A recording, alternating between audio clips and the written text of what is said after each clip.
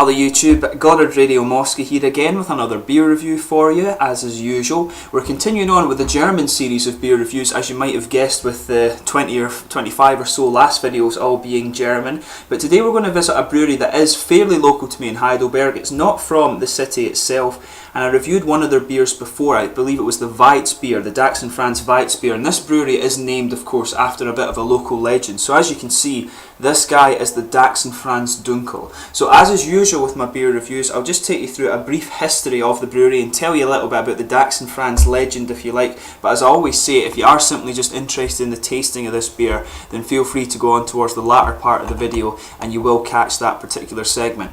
So anyway, this brewery is located in Zuzenhausen in Germany, which is about 25 kilometers from Heidelberg, and it's actually just to the southwest of Heidelberg, very near Hoffenheim in fact, which you'll probably recognise the name of if you're actually into your Bundesliga football like myself. But this brewery is actually named after a famous hunter called the Dachsenfranz, and his name was Francesco Regali, he was born in 1840 in Italy. But his birth and death places are actually unknown, but it's well known that he was Italian. In the latter 19th and earlier 20th century, he was known to frequent the Kraichgau region in northern Baden.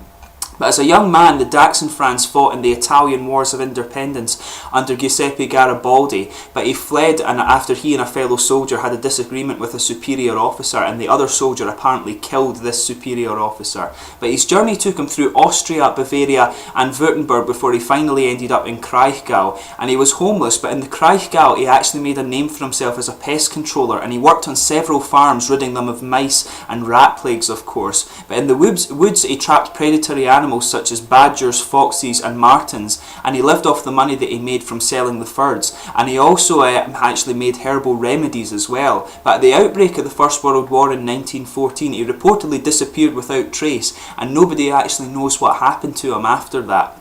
But today though, the Dachsenfranz is a famous part of local folklore in this region of Germany, and every 2 years there's a festival held in Zuzenhausen in the Dachsenfranz honour. But there's apparently also a cave that's been constructed in the forest between Horenberg and Dielheim that you can go and visit if you're interested, and they've made it up to look like it would have been when he was actually living in this place.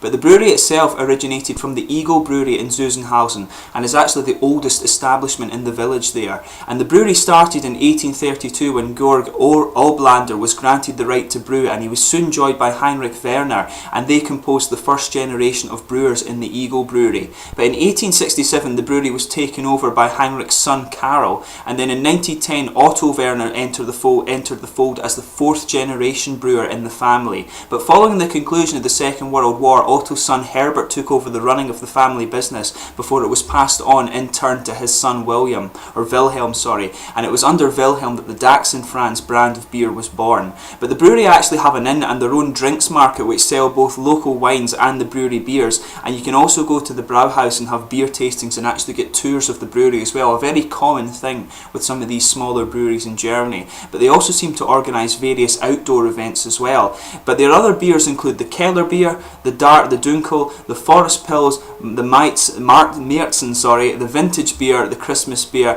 Schulholz Keidelbock as well, which is supposed to be an interesting one. Hopefully I can find that for you. I've not seen that one in the supermarkets at all. But these are all of course brewed in accordance with the Reinheitsgebot, and 7 farmers in the area around Zuzenhausen produce the brewery's gold barley, and all the hops are bought in from the Hallertau and the Tettnang regions of Germany, and all their beers are pressurised and cold fermented at temperatures of between 4 and 9 degrees Celsius. So that's a brief history of the brewery for you there, but we'll get on to the tasting of this beer itself. I'll just bring up the camera and let you have a little look at the label and stuff for this one. As you can see, there's the picture of the Dachsenfranz on the bottle there. You can see it's actually quite nicely presented, this guy. It's got the pop top again. You can see it's fairly similar to the top. Dunkel beer. There's not much really that it says on the back here. It just has the brewery website address and things like that, and talks a little bit about what I've said in the video there about the Italian legend of the Dachsenfranz being from the Kraichgau region and all of this sort of thing. It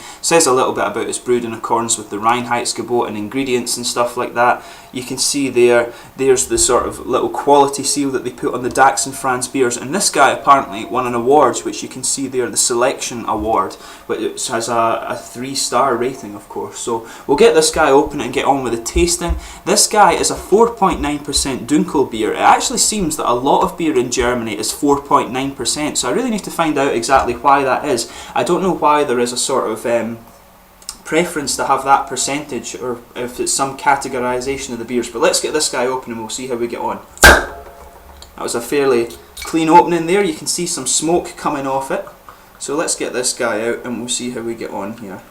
Really nice sort of caramelly amber colour, or coppery amber maybe is a good way to describe it. Getting a nice big head on this guy, as is typical with the German beers. As you can see, a really nice sort of coppery amber colour there. It's clear, I can see my fingers if I put them behind the glass. There's not very much carbonation visible here, and as you can see, it's got a 2 or maybe even 3-fingered head. Definitely an off-white sort of beigey head here, but there's some visible carbonation, like I say, some small bubbles, but it's actually not too much in the way of the carbonation there. Let's try and get the last of this in here. Just need to be careful with it. That's how the Germans like their beer. Like I say, a nice sort of convex head on the top of the glass there.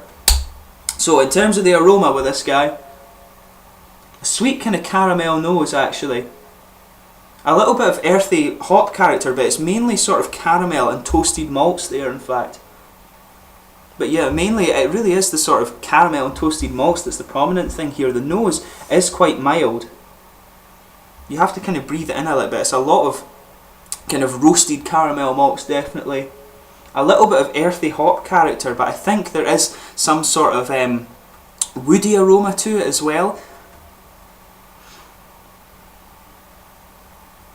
I think perhaps just a little hint of dark fruit right at the very end of the nose as well, but it's very faint. But yeah, definitely you're getting, mainly it is the sort of roasted caramel aromas, and that's what you would expect from the Dunkel style, of course. And you can see the head is just kind of dissipated quite quickly there, and it's just down to a sort of very thin foamy layer at the moment. But let's give this guy a taste and see how we get on here. Cheers.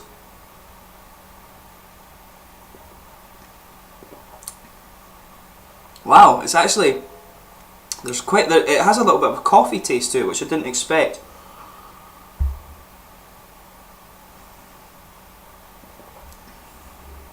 Yeah, it is quite coffee-like, in fact. It's very coffee and very roasty, and it's got the caramel bits underlying underneath that, and the malt base is rather more biscuity than bready, I would say. It's got a nice little bit of sweetness to it, definitely a more biscuity malt base than a sort of caramel and bready malt base, I would say. The caramel is actually quite faint here.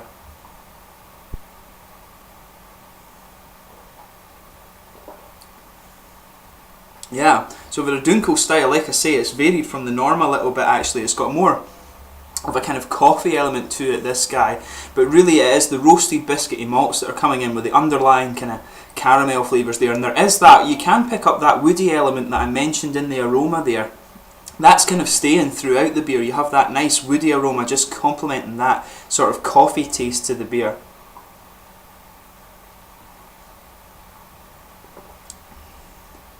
Yeah, once you get past the malt base, you've got a nice little bit of earthy hop character, and that actually complements the kind of dark coffee element that you have to this beer in the malt base. It really brings it out quite well.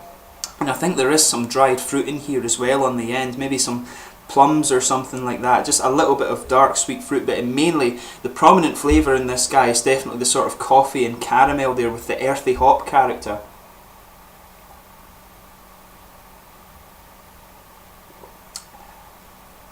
Yeah, definitely, like I say, the most prominent flavour is the coffee and caramel character in there with the biscuity malts. And that earthy hop character kind of takes on where the coffee leaves off as you get halfway through the beer.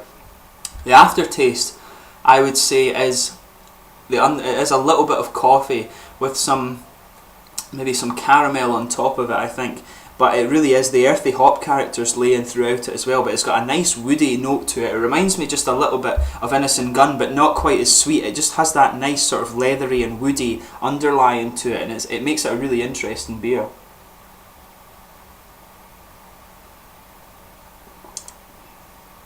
But yeah, it has a nice little bit of bitterness once you get past the malt base as well. In terms of the mouth with this guy, it's definitely a mid-bodied one. You're getting a little bit of alcohol warmth, I think, as well, which is surprising when it's only a 4.9% beer. But maybe it's the sort of earthy and coffee character that brings out that little bit of warmth. Maybe that happens differently for different people. Coffee is something that as it goes down in me, it brings out a little bit of a little burn, if you like, a little alcohol burn sort of thing. But maybe you find that different.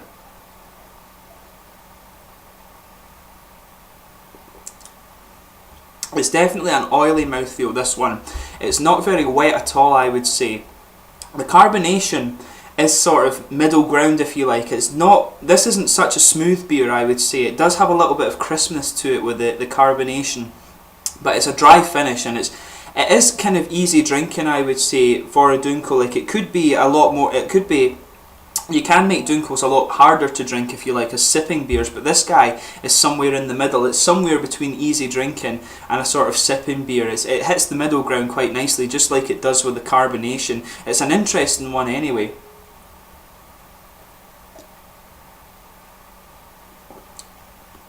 Yeah, I would definitely go with that, the way I've just kind of described it. Mid-bodied, sort of oily mouthfeel, and just a middle ground carbonation. And somewhere between a kind of easy drinking and sipping beer, definitely. But overall, this beer, as I've mentioned in the other review that I did with the Weitz beer, it's actually quite interesting, this brewery, because they seem to vary their beers a little bit from the norm. So if you get the chance, definitely give anything from the Dachsenfranz a try. If you want to try a Dunkel beer that is a little bit different, then definitely give the Dachsenfranz brewery a try. They're always really interesting with their beer style. So I hope you found the beer review informative. Check out the Dachsenfranz brewery. The website link is in the video description there, so definitely go and check it out. But thanks again for watching my beer reviews. Please like, subscribe, share, all the usual YouTube stuff. Let me know in the comments section your own thoughts on this beer if you have happened to have tried it before. But thanks again for your support over my 170 or so videos now. Please, as I say, help the channel grow, and thanks again for your support. I'll catch you soon with another beer review. Cheers.